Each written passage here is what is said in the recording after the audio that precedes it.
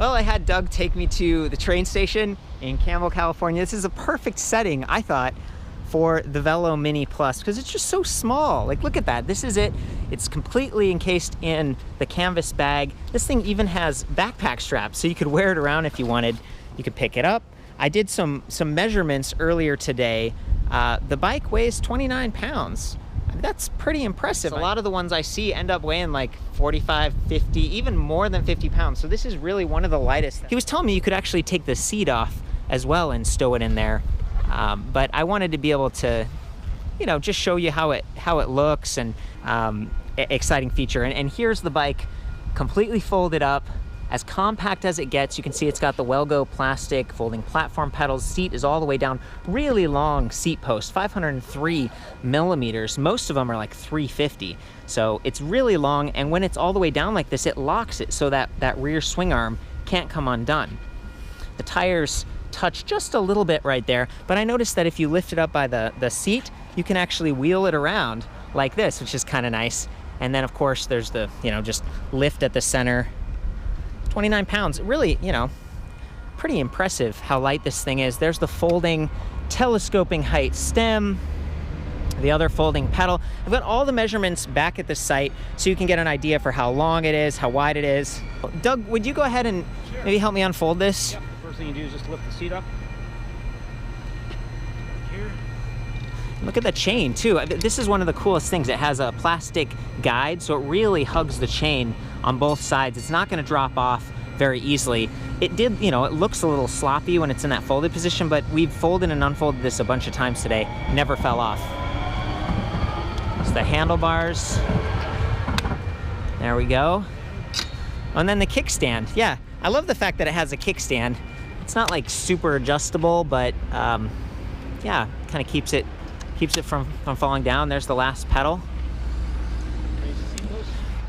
Oh yeah, and then the telescoping stem. This is the cool thing. Whenever you have a small form factor bicycle of any kind, folding otherwise, this only comes in one size. And I measured the seat tube right here, just 10 inches, and the standover height, it was about 18 inches. So this is going to be approachable for people, but when you bring that seat all the way up to the min insertion height, there's like a little stamp right there. Look at that. You know, if you're someone who does have longer legs, this can still handle you, and the maximum rider plus cargo weight capacity is about 260 pounds. Part of the reason that it is so capable is it's got these 13 gauge, a little bit thicker spokes, double walled reinforced rims, and a lot of times when you make a smaller wheel, they're a little bit stronger. It can support a little bit more weight. The tires on this, they aren't super wide, and they're rated 40 to 65 PSI. Let's see here, 16 by 1.5. That's small. A lot of the bikes that I see, it's like 18, and then you jump up to 20, 24, 26, 27.5, 28. This is at the smaller end, which means that, you know, the attack angle is really high and it can fall into grooves and stuff. So if you're crossing railroad tracks, you want to make sure you go at a 90-degree angle so you don't get, you know, caught off guard. But it was a little bit more comfortable than I expected. I came into this knowing, like, okay, smaller wheels, narrower tires, but this little rubberized piece back here where Doug folded it a minute ago, it acts like a little bit of a bumper. The fork is steel. Steel has a little bit of a maybe vibration dampening quality. It's not super long, but it does well. And I think the saddle is really nice. Like, it actually feels great. That took a lot of the vibration out of the ride for me. And then 14 mile per hour top speed versus 20 on most like full-size electric bikes.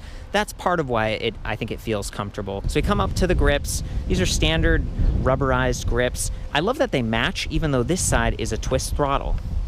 There's a two-step on-off process, which is like, you know, I prefer one, but this isn't too bad. You get this on switch. Let's see if we can see those.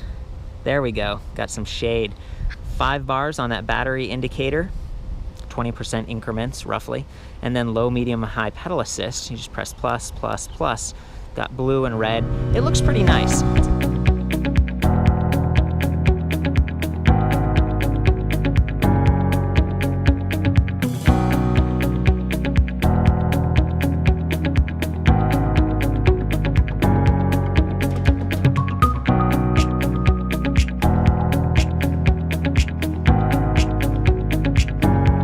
That's the kind of thing you want if you're in a location that maybe you're not so familiar with, you're riding around cars in an urban environment. It's good to have.